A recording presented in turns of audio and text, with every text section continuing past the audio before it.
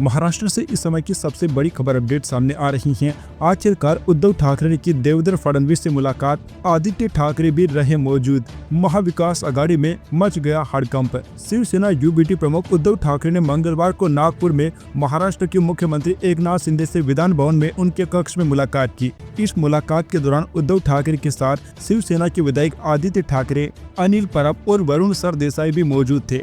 बता दें कि उद्धव ठाकरे राज्य विधानमंडल के चल रहे शीतकालीन सत्र में भाग लेने के लिए मंगलवार को नागपुर पहुंचे, जहां वे शाम को शिवसेना यूबीटी विधायक दल की बैठक में शामिल भी हुए। फडणवीस से मुलाकात के बाद शिवसेना यूबीटी नेता आदित्य ठाकरे ने कहा कि आज हमारी पार्टी प्रमुख उद्धव ठाकरे ने सीएम फडणवीस और विधानसभा अध्यक्ष राहुल नार्वेकर से मुलाकात की है। यह एक कदम आगे है। उन्होंने कहा कि महाराष्ट्र सरकार के लिए काम करते समय दोनों को देश और राज्य के हित के लिए एक साथ काम करने के लिए राजनीतिक परिपक्वता दिखानी चाहिए। इसके साथ ही आदित्य ने यह भी कहा कि मुलाकात के दौरान विपक्ष के नेता के पद पर कोई चर्चा नहीं हुई। शिवसेना प्रमुख उद्धव ठाकरे की सीएम फडणवीस से मुलाकात पर महाराष्ट्र कांग्रेस प्रमुख नाना पटोले ने अपनी प्रतिक्रिया भी दी है। उन्होंने कहा कि देवेंद्र फडणवीस सीएम हैं, हम भी उनसे मिलते हैं और अब वह उनसे मिले हैं, यानी कि उद्धव ठाकरे मिले हैं। इसमें कोई बड़ा मुद्दा नहीं है। बता दें कि 15वीं विधानसभा में विपक्ष का कोई नेता नहीं है, क्योंकि महाविकास आघाड़ी की तीनों ही पार्टियां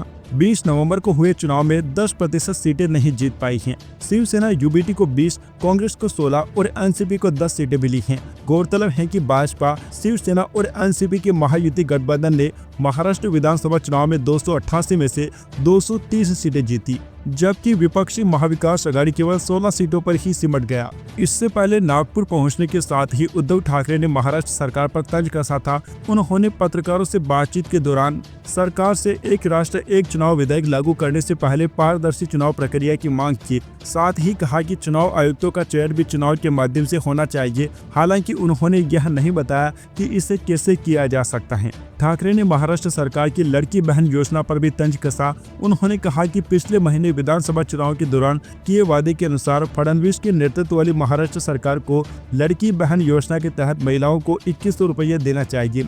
बता दें कि फिलहाल महिलाओं को 1500 रुपये प्रति महीने दिए जाते हैं।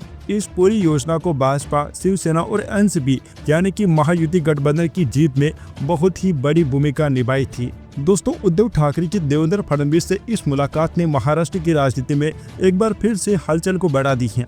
महाराष्ट्र के चुनाव में मात खा चुके लोग अब नई रणनीति बनाने को बेचैन हैं। वहीं मंत्रिमंडल में जगह न बना पाए लोग भी कुछ करने की इच्छा व्यक्त कर रही हैं। शिवसेना यूबीटी के प्रमुख उद्धव ठाकरे भी आजकल ऐसे ही संकेत दे रही हैं, जिनसे ऐसा लगने लगा है कि वह अपनी वर्तमान राजनीतिक पोजीशन को बदलना चाह रही हैं।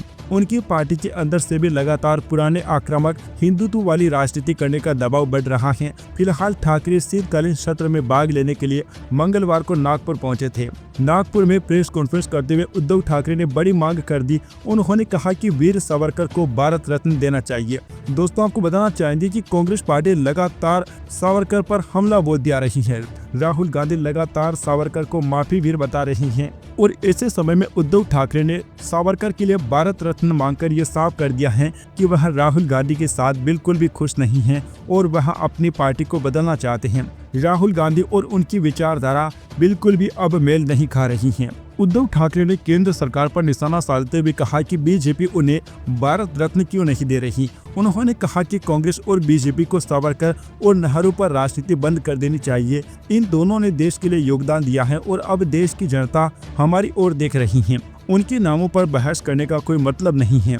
देखा जाए तो उद्धव ठाकरे अब दामोदर सावरकर को भारत रत्न देने की मांग करने का हक खो चुके हैं, क्योंकि जिस तरीके से उनके साथी दल सावरकर का मजाक उड़ाते हैं और वो एक बार के लिए अनौपचारिक तौर पर भी उन्हें मना नहीं कर पाते हैं। इससे ऐसा लगता है कि उन्होंने सावरकर के अपमान से समझौता कर लिया था। कांग्रेस नेता राहुल गांधी इतनी बार सावरकर को माफी वीर बोल चुके हैं, पर उद्धव ठाकरे ने कभी भी उनके बयान पर अपनी सफाई नहीं दी या कभी महाविकास आघाड़ी की बैठकों में यह कहकर भी उन्होंने अपनी ओर से विरोध नहीं प्रकट किया कि राहुल गांधी या कांग्रेस को सावरकर का अपमान नहीं करना चाहिए।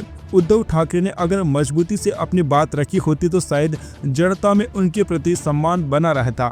महायुति गठबंधन में शामिल अजित पवार ने डंके की चोट पर कहा कि उन्हें अपने प्रत्याशियों के लिए बीजेपी के बड़े नेताओं की सभाएं नहीं करानी है। इतना ही नहीं, पीएम मोदी के साथ अंतिम दौर के विधानसभा चुनाव में मंच शेयर करने से भी मना कर दिया था। इस तरह की बातें उद्धव ठाकरे भी राहुल गांधी के साथ कर सकते थे, पर उन्होंने बीच का रास्ता अपनाया। नतीजा ये हुआ कि उन्हें न तो हिंदुओं का वोट मिला और न ही मुसलमानों का। कुछ लोगों का अब मानना है कि उद्धव ठाकरे विधानसभा चुनाव के परिणाम आने के बाद कांग्रेस का साथ छोड़ना चाहते हैं। ठाकरे कांग्रेस की रणनीति और नेताओं से तंग आ चुके हैं, इसीलिए ही शायद इंडिया गठबंधन के नेतृत्व के लिए ममता बनर्जी को पसंद करने वालों में शुमार बताए जाते हैं। शिव सैनिकों की पहचान रही है कट्टर हिंदुत्व की राजनीति, जिससे भटकने के बाद आम कार्यकर्ताओं का उत्साह कम हुआ है। अधिकतर कार्यकर्ताओं ने शायद इसी के चलते एकनाथ शिंदे की राह पकड़ ली। उद्धव ठाकरे के सामने बीएमसी का चुनाव है। लगातार 3 दशकों से बीएमसी पर शिवसेना का राज है। उद्धव ठाकरे किसी भी कीमत पर इसका नियंत्रण नहीं खोना चाहते हैं। चूंकि मुंबई में कट्टर हिंदुत्व ही सबसे बड़ा मुद्दा है, इसीलिए कहा जा रहा है कि उद्धव ठाकरे बहुत ही जल्द पुरानी राह पर वापस आ सकते हैं। हो सकता है कि सावरकर को भारत रत्न की मांग के साथ अपनी वो राह महाविकास अघाड़ी से भी जुदा कर ले। दोस्तों, हम आपको ये पहले भी जानकारी दे चुके हैं कि अब उद्धव ठाकरे महाविकास अघाड़ी से जल्द ही अलग होने वाले हैं, क्योंकि उद्धव ठाकरे लगातार अब हिंदुत्व वाले बयान देने लगे हैं, जिनसे कि महाविकास अघाड़ी भी अब उनसे नाराज हो चुकी है। और अब ये बात साफ हो चुकी है कि आने वाले कुछ ही समय में वह भाजपा का दामन थाम सकते हैं या फिर महाविकास अघाड़ी से अलग होकर अकेले चुनाव लड़ सकते हैं। उद्धव ठाकरे गुट के नेता चुनाव में हारने के बाद से ही ये मांग करने लगे थे कि उन्हें कांग्रेस पार्टी का साथ छोड़ देना चाहिए। कांग्रेस पार्टी के साथ आने के बाद से ही उन्हें सिर्फ और सिर्फ नुकसान ही उठाना पड़ा है। हालांकि कुछ समय तक वो मुख्यमंत्री बने रहे थे, लेकिन जब से एकनाथ शिंदे ने बगावत कर डाली थी, तब से ही उद्धव ठाकरे की शिवसेना हिंदुत्व के वोट बैंक पर अपनी पकड़ खो चुकी है और इसका हमें हाल ही के विधानसभा चुनाव में नतीजा देखने को मिला है। अब महाराष्ट्र में बीएमसी और साथ ही में निकाय के चुनाव आने वाले हैं, जिससे पहले इस बात की पूरी संभावना है कि उद्धव ठाकरे ऐलान कर देंगे कि वह अब महाविकास अघाड़ी का हिस्सा नहीं रहेंगे और आने वाले कुछ समय में वह भाजपा के साथ गठबंधन एक बार फिर से कर सकते हैं। क्योंकि दोस्तों, अगर उद्धव ठाकरे को हिंदुओं का दिल एक बार फिर से जीतना है तो फिर उन्हें महाविकास अघाड़ी को छोड़ना ही पड़ेगा। दोस्तों, आपको बताना चाहिए कि फडणवीस और ठाकरे के बीच संबंध तब खराब हो गए थे जब 2019 में शिवसेना अविभाजित ने मुख्यमंत्री पद साझा करने के मुद्दे पर भाजपा के साथ अपना पुराना रिश्ता तोड़ दिया था और कांग्रेस और अविभाजित एनसीपी के साथ हाथ मिलाकर महाविकास अघाड़ी का गठबंधन कर लिया था। हालांकि दोस्तों, ये सरकार भी ज्यादा दिनों तक चल नहीं पाई थी और एकनाथ शिंदे की बगावत के बाद शिंदे महाराष्ट्र के मुख्यमंत्री बन गए थे। लेकिन अब दोस्तों, जो जानकारियां सामने आ रही हैं, उद्धव ठाकरे जिस राह पर निकल पड़े हैं, इनसे अब साफ हो चुका है कि वह जल्द ही अपनी पुरानी हिंदुत्व की राजनीति में वापस लौट सकते हैं। Subscribe now and press the bell icon. Never miss an update.